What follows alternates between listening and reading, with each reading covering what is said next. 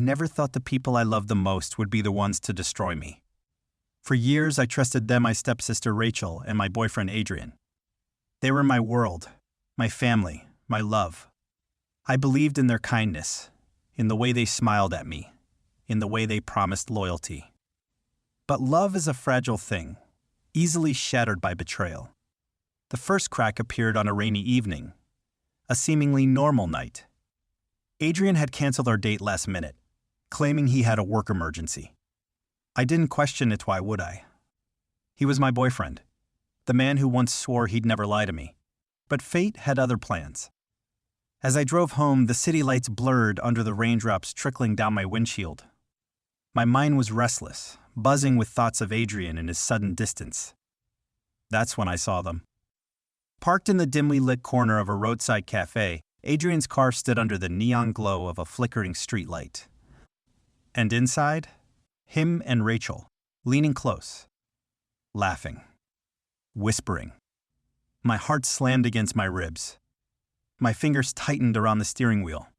No, this can't be what it looks like, right? I wanted to believe it was innocent, that I was overthinking.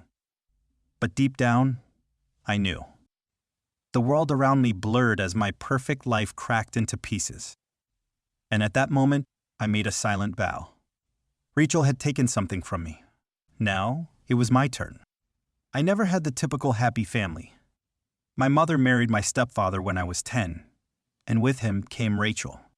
We were the same age, forced to share a house, a school, and even the same birthday celebrations. People assumed we were close two girls, growing up together, living under the same roof. But what they didn't know was that Rachel and I weren't sisters. We were rivals, even before we knew what we were competing for. Rachel was the golden child, one who got straight A's, who danced at family gatherings, who made my mother laugh in ways I never could.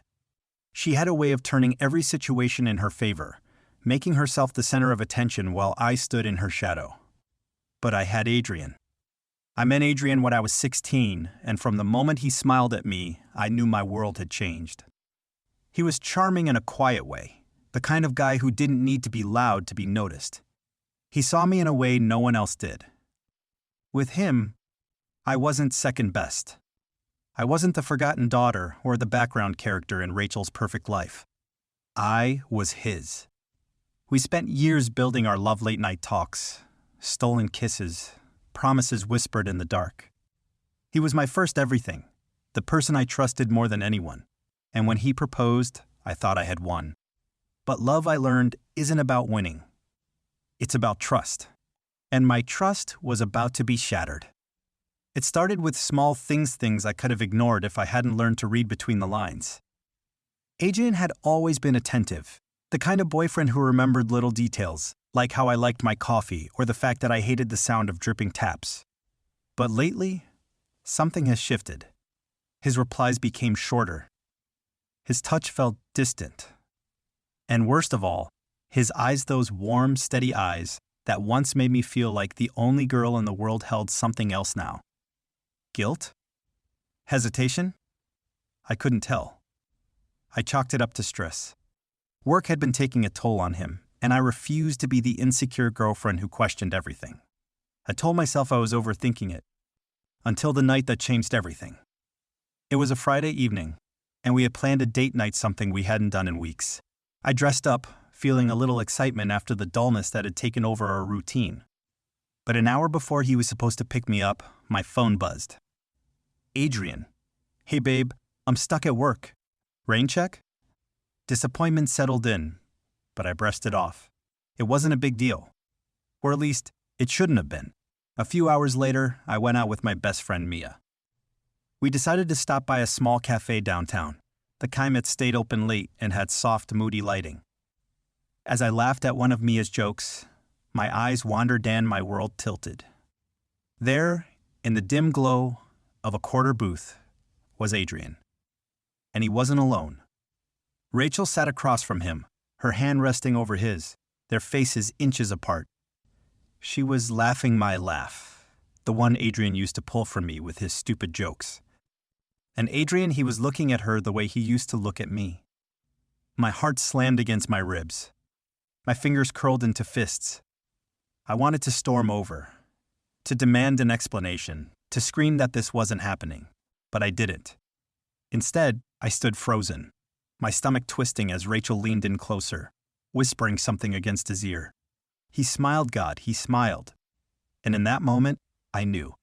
I had already lost him. I didn't sleep at night. I lay in bed, staring at the ceiling, replaying what I had seen over and over again like a horror movie I couldn't turn off. Rachel's hand on his smile, the way their heads leaned too close, their laughter too intimate. Am I imagining this? Could it be innocent? I wanted desperately to believe there was another explanation. Maybe Rachel had been upset about something, and Adrian was just comforting her. Maybe I had misread the situation. Maybe. But deep down, I knew the truth. Adrian had lied to me. He wasn't at work. He was with Rachel. And that meant something was happening behind my back. I picked up my phone, my fingers hovering over his contact. I wanted to call him, to hear his voice, to ask him where he had been, and force him to lie to me again. But I couldn't. Instead, I texted him. Me, hey, how was work? I stared at the screen, my heart pounding. A minute passed. Then 2. Finally, 3 dots appeared. Adrian, exhausting. Just got home. About to crash. Miss you. Lies. A sharp pain twisted in my chest. I wanted to throw my phone, scream, do anything but sit here and let the betrayal eat me alive. I needed to know more. The next morning, I watched Rachel. I studied every movement, every expression, looking for cracks in the perfect mask she always wore. She was too good. At breakfast, she hummed as she poured herself coffee, acting like nothing was wrong. But I caught the way her fingers hovered over her phone, the way a small smile played on her lips when she read something. A text. From him? I clenched my fists beneath the table. Should I confront her? Should I ask her outright what was going on? No. Not yet. Because if Rachel had truly betrayed me, I wasn't going to give her the satisfaction of knowing I was breaking. I was going to play the long game. The doubt was eating me alive. For days I watched them, looking for proof anything that would confirm what I already knew in my heart. But they were careful. Too careful. No lingering touches in public. No suspicious conversations. Just stolen glances. A closeness that didn't belong between a man and his girlfriend's stepsister. I needed more. And then, fate handed me the answer on a silver platter. It was a Saturday evening when Adrian told me he had to work late again. This time, I didn't argue. I just smiled, told him to get some rest, and pretended everything was fine. Then I followed him. His car wasn't heading toward his office. I knew that within minutes. Instead, he drove toward the city's quieter side, toward a high-end apartment complex, one I recognized all too well. Rachel's. My pulse pounded in my ears as I parked a few spaces away, far enough that he wouldn't notice me. I gripped the steering wheel, my breath coming in short gasps as I watched him step out of the car, straighten his jacket, and walk toward the entrance. The way he entered without hesitation, without calling her to let him in, told me everything. He had been here before, many times. I should have left. I should have turned my car around and spared myself what was coming next. But I couldn't. Minutes passed before the elevator doors opened again. Rachel stepped out first, dressed in silk pajamas, her hair damp from a shower. And then Adrian followed, his hand on the small of her back, his lips brushing her ear as he whispered something. She laughed. Not the polite, practiced laugh she used in front of our parents, but a genuine, breathless laugh. A laugh of someone in love. The world tilted. My vision blurred. It wasn't just a fling. It wasn't just betrayal. It was love. A love that had no place existing. My heart didn't just break. It disintegrated. And as I sat there, gripping the steering wheel so hard my knuckles turned white, one thought consumed me. Rachel had taken the one thing that mattered most to me. Now, I was going to take everything from her. Revenge, I had decided, was best served slow. I could have confronted them that night. I could have stormed into Rachel's apartment, slapped her across the face, screamed at Adrian until my throat was raw. But that would have been too easy, too predictable, and I wanted them to suffer. So, I waited. For weeks I played my role, perfectly smiling at Adrian, kissing him as if I didn't know the taste of betrayal on his lips. I laughed with Rachel, complimented her outfits, even pretended to seek her advice about my relationship, all while carefully planning their downfall. The perfect opportunity came in the form of my parents' anniversary party, an elegant gathering at a lavish hotel with all our family and friends in attendance. And that's where I decided everything would come crashing down. The night was beautiful. A grand ballroom, soft golden lighting, tables adorned with white roses. My mother and stepfather beamed at each other, oblivious to the storm brewing right under their noses. Adrian arrived looking handsome as ever, dressed in a fitted black suit. He smiled at me as if nothing was wrong, as if he wasn't sneaking off to Rachel's bed at night. Rachel, ever the picture of grace, waltzed in minutes later, her dress hugging her body in all the right ways. She looked radiant, confident, smug, as if she had already won. But she had no idea what was coming. I had prepared a slideshow, an innocent-looking compilation of family memories meant to play on the large screen for all the guests to see. My mother loved the idea. "It'll be beautiful, darling," she gushed, and it was. Just not in the way she expected.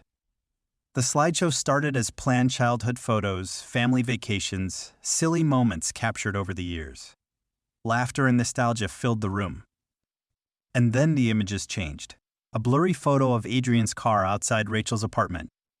A screenshot of their text messages: "Z, can't wait to see you tonight. She has no idea." A video. Gasps rippled through the crowd. Heads turned. Whispers erupted. Rachel's face was drained of color. Adrian, for the first time, looked truly afraid. And then the video played, grainy but clear enough. Rachel, standing in her apartment doorway, pulling Adrian inside by his tie, their lips crashing together. A loud gasp came from the guests, followed by stunned silence. I stood, letting the moment sink in, letting the betrayal seep into every corner of the room. Then, with a calm I didn't feel, I picked up the microphone. "Oh, I'm sorry," I said sweetly, tilting my head. This wasn't supposed to be part of the presentation, but since we're all here, let's talk about it. Rachel shot up from her chair. This isn't what it looks like." I let out a bitter laugh. "Really? Because it looks like my boyfriend and my stepsister have been sneaking around behind my back for months." Adrian finally found his voice. "Let's talk about this in private." "Private?" I echoed. "Like how you kept your relationship private from me?" "No, Adrian. You don't get to choose the terms anymore." The guests were staring, some in shock, others in amusement. My mother covered her mouth, shaking her head as if she couldn't believe what she was seeing. My stepfather sat frozen, his hands clenched into fists. Rachel tried to grab my arm. "Listen." I yanked away. "Don't touch me." My voice was ice, sharp and unforgiving. "You didn't just betray me, Rachel. You took everything from me. My love, my trust, my family." I inhaled sharply, my chest rising with barely contained fury. "But don't worry. I'll return the favor." She paled. "What does that mean?" I leaned in, just close enough for only her to hear. "You'll find out soon enough." And with that, I walked out, leaving their perfect little world in flames behind me. I walked out of that ballroom with my head held high, but inside, I was crumbling. The weight of everything, the betrayal, the humiliation, the rage settled over me like a suffocating blanket. I could still hear the gasps, the murmurs of disbelief, the chaos I had left in my wake. I had exposed them, destroyed their lies. And yet, as I stepped into the cold night air, a terrifying question whispered in the back of my mind. What now? It didn't take long for the consequences to hit. By morning, the scandal had spread like wildfire. My mother called me in tears, devastated not only by the betrayal, but by the public spectacle it had become.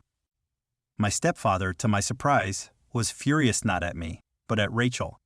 She humiliated this family, he growled over the phone. I won't stand for it. Rachel's perfect little world began to crack. My stepfather cut her off financially, and she was forced to move out of her luxury apartment within weeks. The whispers followed her everywhere. The friends who once adored her now kept their distance, wary of getting too close to someone so publicly exposed. And Adrian? He tried to reach out. First, through texts. We need to talk. It wasn't what you think. Please, I still love you. Then, through calls I never answered. And finally, in person. One evening, I came home to find him waiting outside my building. He looked disheveled, like he hadn't slept in days. The confident, charming man I had once loved was gone. I messed up, he admitted, his voice raw. I don't even know how it happened, but you do know how it happened, I interrupted, my tone cold.